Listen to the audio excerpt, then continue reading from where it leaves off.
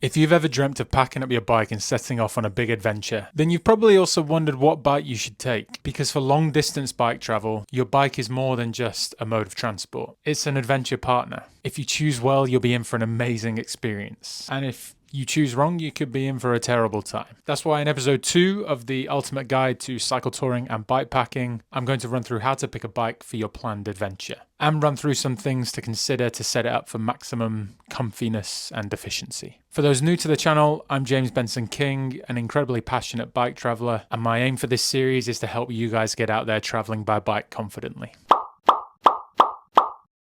There's an unlimited amount of bikes you could take on a short or long adventure. Now, with that being said, I want to run through what I think are the 3 major bike groups for, let's say, longer distance bike travel. And as always, I want to preempt this conversation by saying that the bike you already have may be able to do the job. And if you don't have a bike, you may not need to spend as much as you think to get out there adventuring.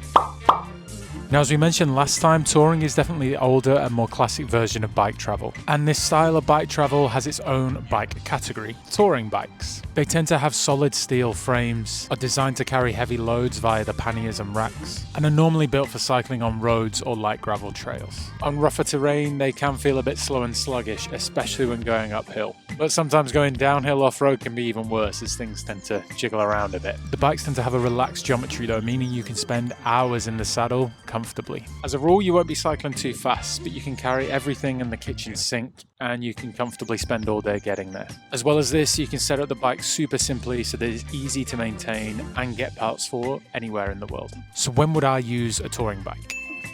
For my Alaska to Argentina trip, I decided to buy Emilu because I knew I would predominantly be on the road. I know I have a packing problem and would pack way too much, and I knew I didn't mind going a little bit slower as long as I was comfortable. My plan was also to ride Emilu all over the world, and so I knew I wanted to have parts on the bike that were easy to maintain and easy to get a hold of anywhere. So majority road-based, want to take a lot of stuff, max out comfort, and potentially easy maintenance, a touring bike is for you. And I don't want to put you off, as we mentioned in the last episode, these things can go off-road and survive, they're just not made for it. The other major style of bike travel is bikepacking. And if your planned adventure is full of bikepacking.com routes with tough off-road climbing and steep muddy descents, then a mountain bike is obviously the way to go. And before we get into this, I am aware this isn't a mountain bike, it's just the closest I've got. If you go for a mountain bike, you'll be super comfy off-road, but depending on your tire size and bike geometry, just not as efficient on long road stretches. I will be frank, mountain bikes are not my specialty and can obviously come in tons of different varieties, meaning the weight, geometry, components can all vary dramatically. But for me, the answer to the next question is pretty simple. When would I use a mountain bike? If I was planning another big tour where I knew I wanted to ride some big off-road routes, such as the Peru Divide or Baja Divide, then I would definitely choose to take a mountain bike. Likewise, if I was planning a shorter trip where I wanted to get really remote, then an MTB is calling. So if the priority of your trip is to really have fun on the off-road sections, or maybe you just want to get really remote, then a mountain bike is for you. It's important to note as well that choosing a mountain bike doesn't mean you're constrained to the bikepacking setup. I've seen a ton of sexy hybrid cycle touring bikepacking mixes with light panniers and bikepacking bags working together. Now, up until recently, I don't think I would have included gravel bikes in this video, especially for long distance bike travel. But I am seeing more and more gravel bikes created with bike travel in mind, and more gravel bikes being used for long distance bike travel, not just races. They tend to be lighter and faster than the previous 2 options, and some may say a bit more versatile as well. Depending on tyre choice, they'll go as fast as touring bikes on road, and as long as the terrain isn't too extreme, they'll go fast off-road as well, though they may have less mountain points than the prior 2 options, so keep an eye out for that. When would I use a gravel bike? Now, despite everything I've said above, I actually own 2 gravel bikes, and I have used both for some bike tours. However, if I was going on a long distance bike tour, I have to say I wouldn't use a gravel bike. I would make the decision between a touring or an MTB setup. But the gravel bike is perfect for anyone who wants that versatility, who wants to go for a road ride with a few friends on a Wednesday, then go for a bike packing trip over the weekend, and then come Monday the next week, go on some gnarly off-road route. So for me, if your priority is bike versatility and you want to use one bike for a whole variety of things, then a gravel bike may be for you. And then there's everything else. Road bikes, fat bikes, fixies, folding bikes, cyclocross, whatever else. For the large part, I believe you can make any of these work if you want to. You can credit card tour on a road bike if you want, or you can load up your fat bike and cycle across the snow with a massive bulk attached. The main point if you're taking one of these bikes though is that your adventure is either hyper specialized or you're just taking the bike because you have to. So it's not worth spending too much time delving into these bike types. You coming in the shop? You staying there? Okay, so what do I ride? For my Alaska to Argentina trip, as I mentioned before, I ride a Stanforth Kaibo drop bar. I think that's what it's called. I wanted the bike to be able to carry everything I needed in 4 panniers and a handlebar bag. And I wanted it to be fast and comfortable on the road, as I knew this is where I would spend the majority of my time. I want to drop handlebars, as this is what I'd used beforehand, and I wanted all of the components to be relatively simple and easy to replace. For my endurance races, I do tend to ride my Cannondale Topstone or my Genesis Vagabond in a bikepacking style setup. Although more recently I have been exploring using this bikepacking setup purely for adventures and enjoying it. If you have any questions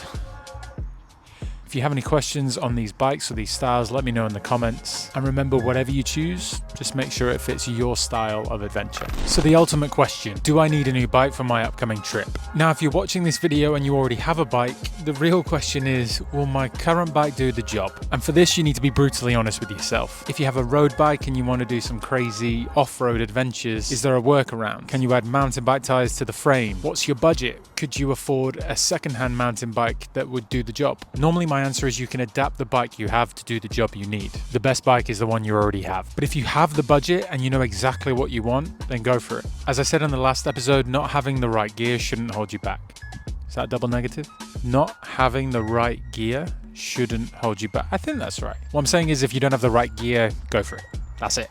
But if you can afford the right gear, it may make it more fun, more comfortable, and maybe more efficient. Secondly, if you're watching this video and you don't have a bike, then the question is way easier. What bike should I get? And hopefully the above points have already helped you out. The most crucial part after deciding what bike is right for you is making sure your setup is comfortable. Whether you're riding on-road or off-road, you'll likely be doing a lot of hours in the saddle every day. And being more comfortable will make the whole experience a lot more enjoyable. So here are my top things to consider to max out that comfort level. Number 1, bike fit is everything. After the bike and a pair of bib shorts, a professional bike fit is where I would spend my money next. And I can promise a professional bike fit will be an absolute game changer. A professional can dial in saddle height and position, handlebar position, handlebar location, reach, all of these things, which may seem like minor tweaks, but will make a huge difference on a long distance tour and also vastly reduce injury risk. I messed up my saddle position when I arrived in Alaska and subsequently dealt with a niggling knee injury for 2 months. You don't want this. But don't worry, if you can't afford a professional fit, you can still play around with the saddle, handlebars, everything I've already mentioned until you find it's comfortable. Maybe I can make a video on that as well. 2, saddle choice. Now, if you are getting a professional bike fit, they should sort this for you and allow you to try a few different saddles to see what works for you. For long distance travel, I would suggest a saddle specifically designed for touring or for endurance events. They should be a little bit wider and offer a lot of support. Number 3, clothing choice. The main thing for me here is your contact points. Now for me it's personal preference, but bib shorts are an absolute must. Some people don't feel the need for them and that's absolutely fine, but for me they're necessary in the comfort they bring. I also wear bike gloves on my hands to provide some extra cushioning, and that's just to protect the nerves as my hands do go a bit numb after long days in the saddle. And the final contact point, your feet, to clip in or not to clip in. Again, I would say it's completely down to personal preference here. If you ride on the road and you're always clipped in back home, it makes sense to be clipped in on a tour. If you ride off-road and you just chuck on a pair of trainers and flat pedals, that's also fine. Whatever you're comfortable with and whatever you ride with the most is what I would suggest riding with on tour. 4, gearing choice. A loaded bike means a heavy bike, and subsequently you need some easy gears. A lot of people tend to forget this, myself included, and you're swiftly reminded when you're halfway up a mountain and it's absolute hell. So before your adventure, choose a wide cassette that gives you plenty of range so that you can spin up those hills. 5, tires and tire pressure. Now this one is simple. The wider tire you use and the lower pressure you can run, the more comfortable the ride will be. So play around with this, see what tires your frame can hold, and if you're choosing a bike, make sure the frame can hold a tire width that you need. I used Schwalbe Marathons from my Alaska to Argentina trip, which were about 50 mil, 2 inches wide, and they were perfectly comfortable on the road. It was only when I ventured really off-road that the comfort started to subside. And finally, 6, handlebar choice. Drop bars, flat bars, or touring bars. These tend to be the categories. The trick I've found for long distance bike travel is to make sure you have plenty of different hand positions so that you can swap them around and get comfy. If you're heading off-road a lot and you know you love your flat bars, stick with the flat bars, but maybe think about adding some handlebar extensions or aero bars just to give you different positions. If you're a roadie and you always ride drop bars, stick with them. There's no right or wrong answer here. Important to mention as well that there are some touring specific handlebars, such as the butterfly handlebar, which really give you tons of different positions to put your hands in.